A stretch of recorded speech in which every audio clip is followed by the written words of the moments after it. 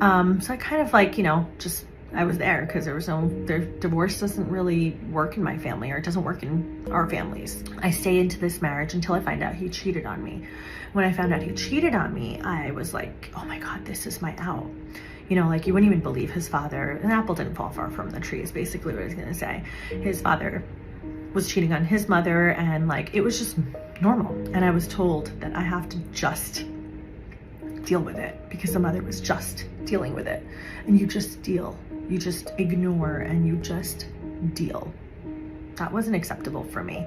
Anyways, after a lot of battles and family arguments and just craziness, I left him. And I think it was the best thing. It shaped my future today. I left him, and it was difficult because I lost my house, my beautiful house. I lost my job because I was so emotionally messed up. I also ended up having a perforated peptic ulcer, which I didn't know I had. I had an ulcer brewing. And so 4 months after I left him, I was visiting friends in Virginia, and thank God for one of my friends because he was my angel, but he took me to the hospital on time when I had an ulcer that ruptured.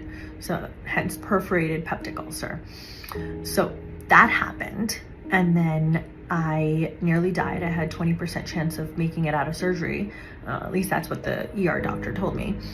My parents were in New York, so they had to drive down on Thanksgiving weekend to see if their daughter was going to be alive or dead. So I fought through it. I guess I fought through it because I'm here with you today. I fought through it, and I survived that surgery. But after the surgery was the hard part. I was there for a month, and they had to tear me apart, from here to down, all the way down. They had to open up every layer of my skin and my muscles and my stomach wall. And that healing process was the hardest thing I ever did in my life. One of the hardest, because now I'm going through another hard time in my life, and I'll get to that later. But so I get through that, and I get better, and of course I gained some weight, and I was trying to get healthy again, and just so much was happening. And then I decided that I need to finalize this divorce.